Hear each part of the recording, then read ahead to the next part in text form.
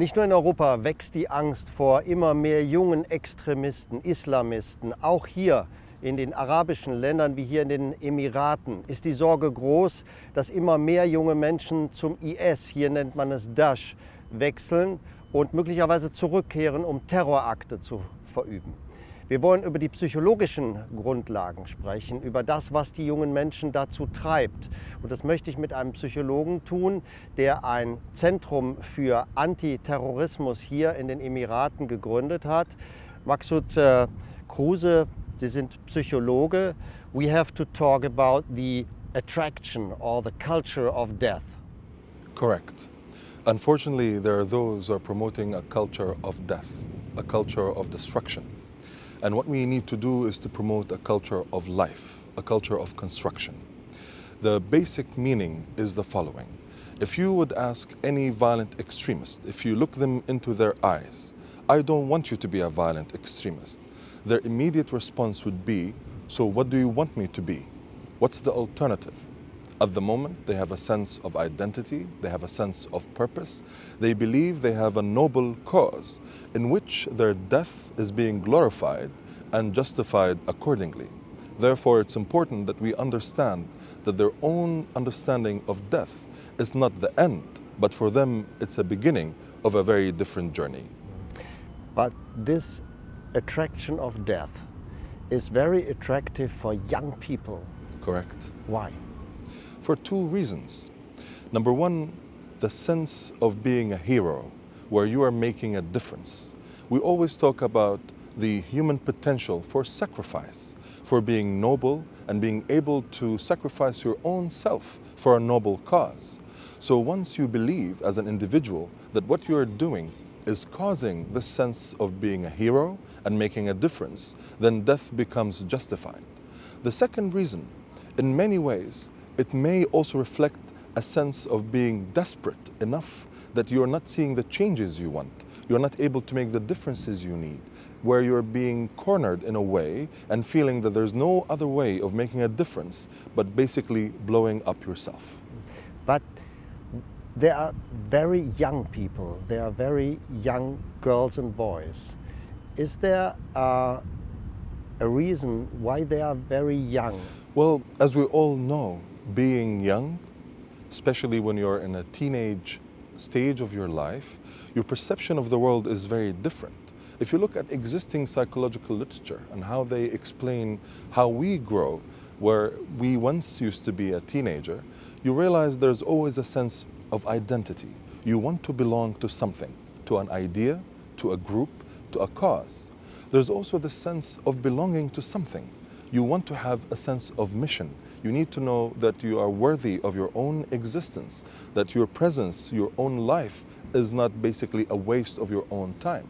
Therefore, these groups, unfortunately, they're very clever and very systematic in choosing the type of target audience. They know they're picking a group of young men and women who are always interested in knowing more about life. We all go through a phase of this existential understanding of the world. We all ask questions of why we are here, where we're going, what we need to do in our lives. And given all the challenges we're facing in today's world, these groups, they know how to push the right button. But the young men and women are not only Muslims. They are coming from different cultures. Correct. Is their background in their own history, or is it a social problem, or where comes it from? We basically address violent extremism as a phenomena that is multidimensional by default. Therefore, violent extremism is not only connected to a specific culture or a certain ideology or ethnicity or a group of people. It's a process that goes through across the spectrum where you can see different forms and different kinds of violent extremism. Just the way you would have left-wing violent extremism, you would have right-wing violent extremism, you have religious violent extremism, you have political violent extremism. At the end of the day, the real question is this. Regardless of your worldview, regardless of your ideology or your philosophy in the world, how can you justify the use of violence against innocent people? Therefore, these groups, when they are targeting our youth, they don't differentiate what's your background necessary or what's your ideology, but what they do is they continue to promote their own ideology, and they always dictate the scene by telling you what is it that you should do to make a difference in the world. But what is attractive to kill someone or to kill yourself? Is it the fascination of death or something like that? It's actually more than just the idea of fascination of death, because from a purely evolutionary perspective, life is an integral part of our existence. All our biological mechanisms support the idea of continue to want to be alive, to live longer, to be healthier, to be stronger. So when somebody decides, or in many ways is going through a certain process of where they lose that sense of interest in living and wanting to die, what they do is they transcend the concept of death, where death becomes the ultimate form of living. For them, they don't see themselves as dying. They see themselves as martyrs, as sacrificers, as people who support a cause for something that they believe to be noble. They feel they will never die. They feel they will live forever. In fact, they believe that the justice that they perceive to be happening, or the cause that they're defending, justifies every sacrifice they make. Let's talk about cruelty. Why they are so cruel, young people? Well, their main purpose, and the purpose of all forms of violent extremism and terrorism, is to strike fear, to strike terror in the hearts and the souls and the spirits of the public. Their main agenda is basically how to pursue whatever objectives they have through fear. The cruelty is their way of sending this very clear, brutal message. It's either our way or the highway. It's not only a phenomenon of Islam, but it's a psychological phenomenon to divide between me and the other one. As we know within social psychology, there are these in-group, out-group dynamics. So every extremist group, every terrorist group of any society, of any religion, of any community, you'll always have these minorities who believe that what they say and what they endorse is the absolute truth. Their sense of certainty, their sense of absolute is very much problematic, and they use that to justify their presence, to justify why they discriminate against others, including their own group. Muslims themselves, like many other people, suffered from terrorism and violent extremism. There are many casualties and deaths amongst them because these groups, unfortunately, their form of understanding and ideology is the form of ideology that is very much based on how to discriminate, how to divide, and how, unfortunately, to kill the spirit of humanity in all of us. That means I can say, you are not in my group, I'm a human being, you are like an animal, this is why I can kill you. Of course. And as we learned from previous research in psychology, there is an important concept that will help us to understand how they are behaving and how they're thinking. It's the issue of dehumanization. Basically, they perceive their perpetrators, their enemies, the people they work against, the people they work with, in many ways, whoever is not part of their own group, specific view of the world, their specific ideology, they basically dehumanize. In this way, they justify the use of killing, they justify the use of all forms of brutality and cruelty in a very barbaric and vicious ways. Let's talk about your idea to establish a center countering terrorism and extremism. Where comes the idea from? Well, the idea for the establishment of the center came during a meeting that took place in September 2011, when 29 governments plus the EU gathered in New York to form the Global Counterterrorism Forum, the GCTF. And the main purpose of this forum is to unify global efforts to counter terrorism. There were two important discussions during that meeting which led to the creation of the center. The first discussion was that there was a realization that using military, policing, security approaches alone is not enough in countering violent extremism. We need to go deeper to understand the phenomena. What's the role of psychology in creating the phenomena? What's the role of sociology, economy, history, religion, politics? Therefore, there was an understanding that violent extremism is multidimensional and there is no one cause or factor that will explain the phenomena. Then there was the idea, and this is the most important discussion, to create an international institution that is both international but also very much evidence-based, where they can do work on research but also perform capacity building, dialogue and collaboration when it comes to violent extremism.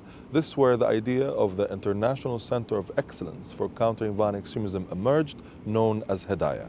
But talking about different issues, they are combined with the problem of terrorism or extremism.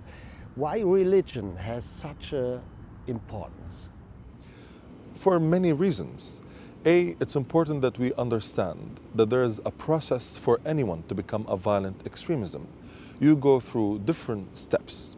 If you look at it as a process, we realize that all forms of extremism starts with an idea. This idea immediately triggers an emotional response. This emotional response leads to a certain behavior that we can call a violent extremist behavior or even the act of terrorism.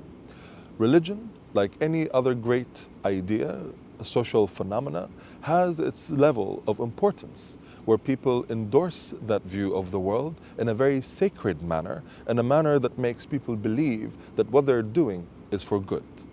But obviously, not all religions, in many ways, are basically representative of this sort of idea. In many ways, we have also the issue of ideologies. We have the issues of certain philosophies. Basically, it's your worldview that dictates how you perceive it and how you approach it. Why Islam is so attractive for the people they want to be terrorists or extremists? I think we need to distinguish between two important elements. The first element is the right of the people to choose their worldview, their lifestyle, how they want to relate to their own existence, how they want to explain their presence in the world.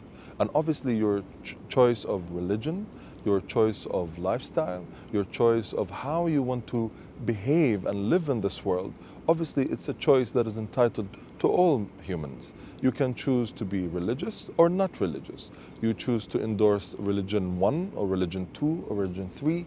Basically, this is a choice that you have the right to exercise. Number 2, when it comes to a certain ideology or a certain religious views that are unfortunately associated with the act of terrorism and unfortunately the violent extremism component of it, that's unfortunate because these specific groups, they're the ones who claim that they're associated to a good religion or a certain ideology.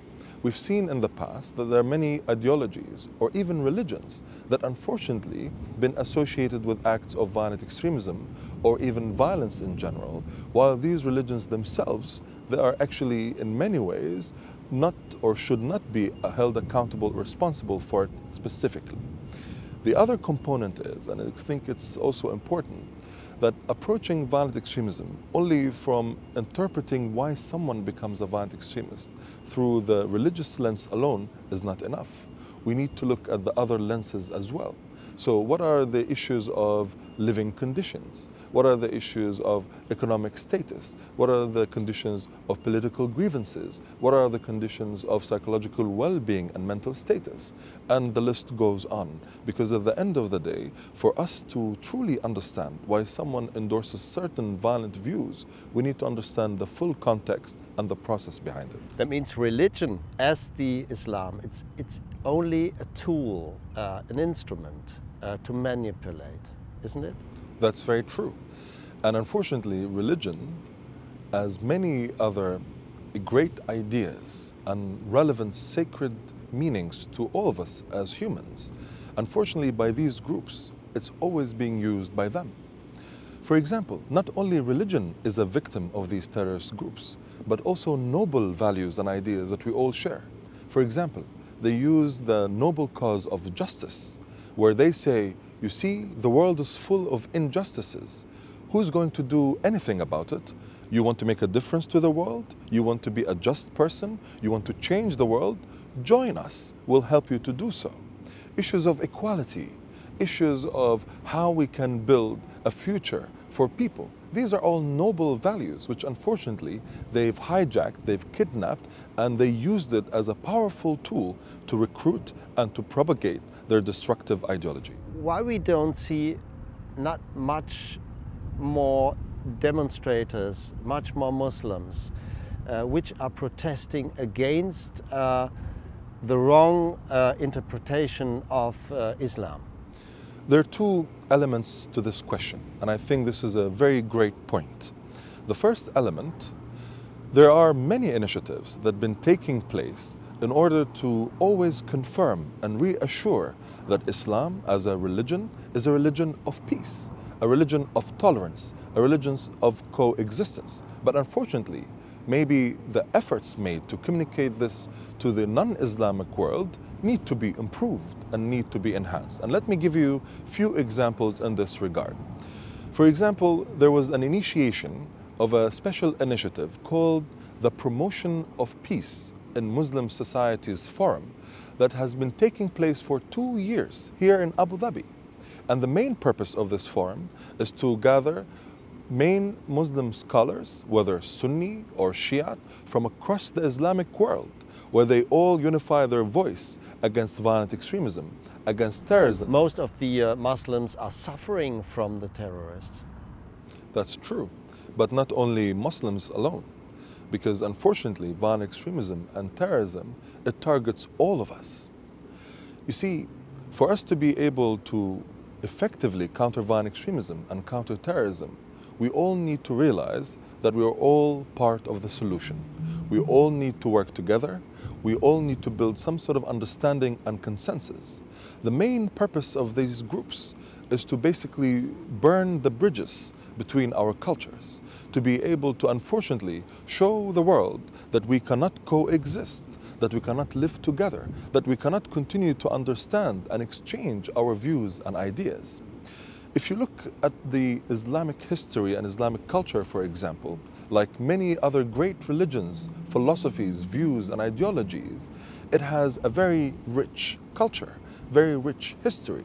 It's not just theology. You have philosophy, you have inventions, you have science, you have civilization. Therefore, all humanity is part of the bigger successful story of our own existence, in which we need to do something about these groups who unfortunately are trying to tell us we cannot live together. I will see in every car in the UAE in a short time a signal which means not in my name as a Muslim. Why we don't see these signals? I would say we've seen them in many times.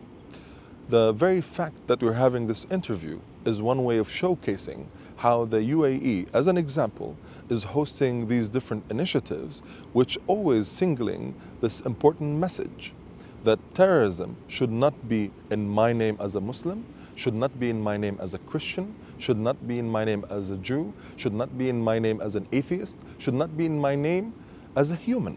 Because terror and violent extremism does not represent the values of humanity and coexistence. But it also means that at the end of the day, both of us, both cultures, both worlds, all of us need to continue to open our ideas, our hearts, our minds, to continue to learn about each other, but most importantly, to focus about the future, about tomorrow. You see, we can always look in the back and we can always point fingers, but the real effort, the real question is, what is it that we want for all of our generations to come? What type of future we want for your children, my children, for all of our children? You're chief of the Center of Countering Violence, Terrorism. Are there any solutions for the phenomenon of terrorism, extremism? First of all, we need to be very realistic on how we deal with this phenomenon. If you ask any criminologist, would you have a society that has zero crime? The natural response would be, that's almost impossible. Why? Because it's part of the human condition. Unfortunately, deviant behavior, criminal behavior, is part of the human condition. So the aim and the target is not to find one solution for all problems, or even find one tablet for all diseases, But what we need to do is to work together to come up with certain ideas, but most importantly, be creative in our initiatives on how to make a difference. Let me give you some examples. We always talk about the importance of critical thinking and education and what it actually means. And this is one of the main initiatives that we work at Hedayah. Basically, we've produced a memorandum called the Abu Dhabi Memorandum on the role of education in countering violent extremism, how the critical thinking process works, and how to help people to learn more about themselves, but also about each other. There's also the important issue of communications. The main challenge that we are facing always is that the other groups, the terrorist groups, they dictate the communication stage on social media. When it comes to how they unfortunately influence our youth, they always tell you the following. You see, we have these atrocities happening in the world. If you want to make a difference, if you want to change, join us. We'll help you to do that. What we need to do as an important solution, not to counter the message. The problem is in the idea of countering. We need to go beyond that. We need to create an alternative message. We need to be more forward thinking. We need to be creative and innovative in our own way. We need to promote the ideas of cultural intelligence, that I can understand differences between cultures, that I can allow different ideas to take place. We need to be able to promote this need for a culture of life, the idea that I can always create new approaches to express my opinions, to make the change and the difference I need in the world. Obviously, the way is still long, and obviously we need all the efforts to work together. Hedayah is only one initiative in this direction, but we need everyone, we need all of us to be part of this important mission. You described education as one of the elements of solution. Are there other elements? Yes, there are actually many elements that we can focus on as part of the solution. For example, we at Hedayah, we are focusing on different themes or topics that will allow us to look at the phenomenon of violent extremism from different angles, from different perspectives, what it actually means and how we can understand. For example, we ask questions like, what's the role of women? What's the role of families? What's the role of us as a society, as a community in dealing with this? You see, you cannot deal with violent extremism only relying on the government or the police or the security. You need all of us. So everyone is part of this. We've seen, for example, that the issue of women is extremely important. As a prevention, as a solution, but also, unfortunately, and we've seen that some women, they're also involved in acts of violent extremism. Therefore, we need to address that and understand that in order to come up with different ideas and solutions. There's also the issue of how to build a national strategy to counter violent extremism. We see different countries, for example, try to put strategies on countering terrorism. But can we come up with a strategy that includes the community, community leaders, NGOs, civil society, where everyone can contribute to countering violent extremism more effectively and also in a very constructive and positive way? Let's talk about your personal approach.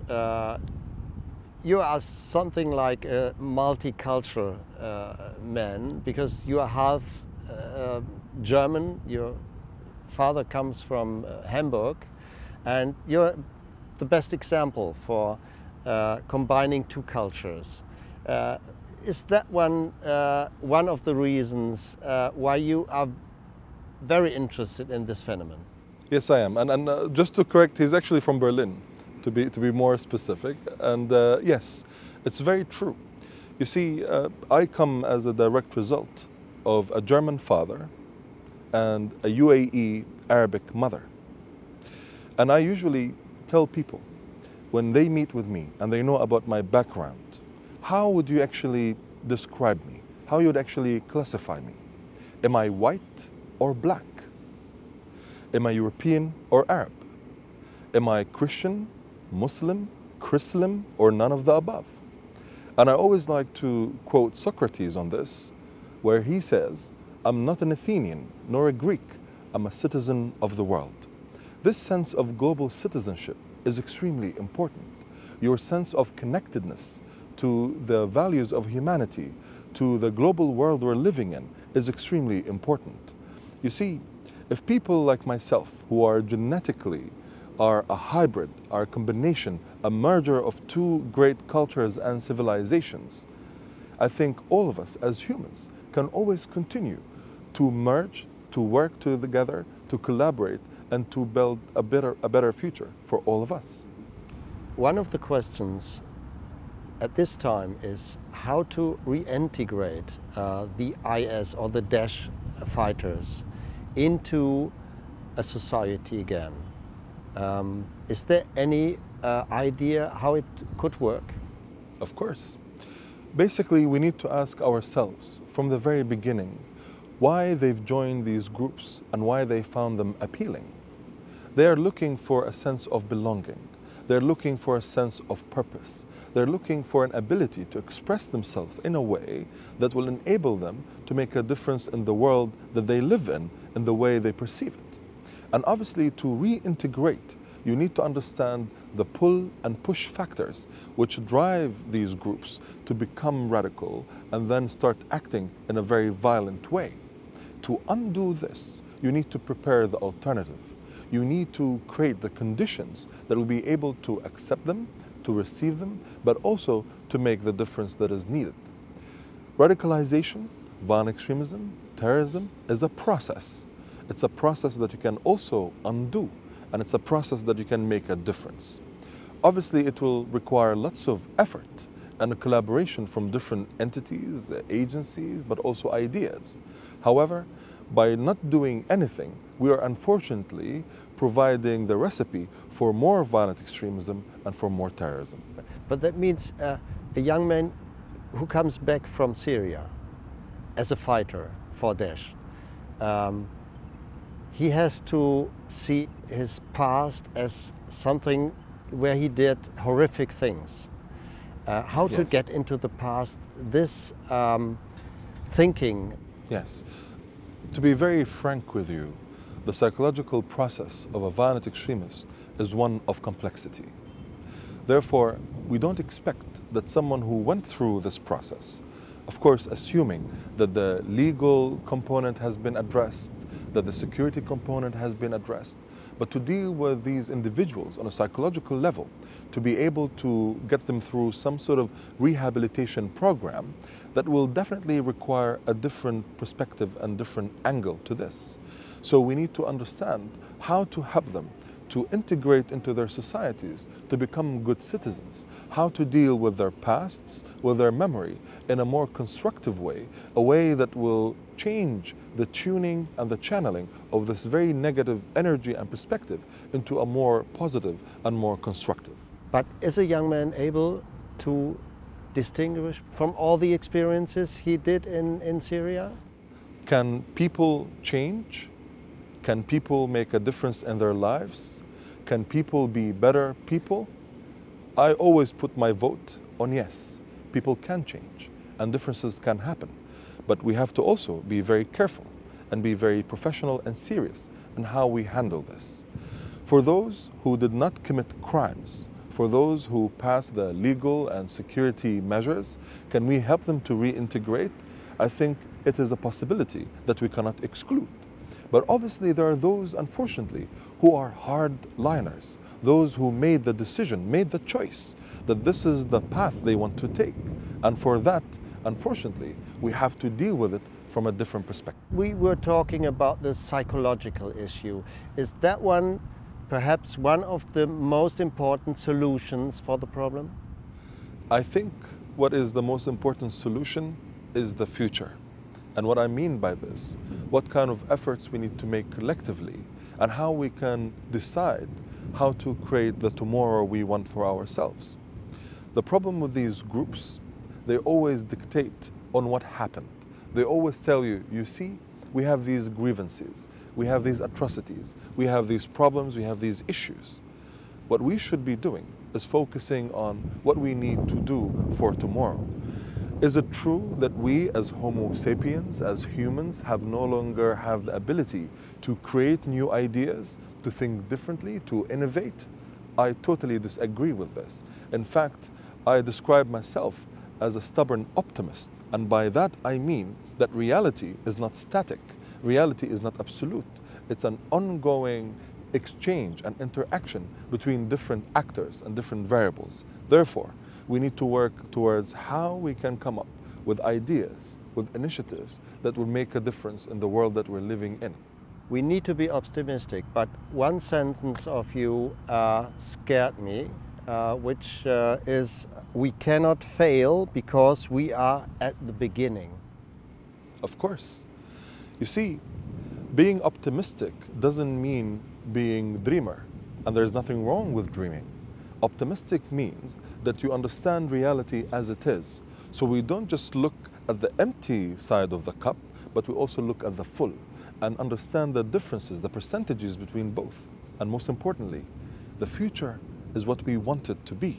The future is how you want it to be. You want to know what's going to happen tomorrow? Plan it. Be it. It is what you want it to be. And the question that I leave you with, what kind of future we want for our future? Maqsoud Kruse, thank you very much. Thank you very much.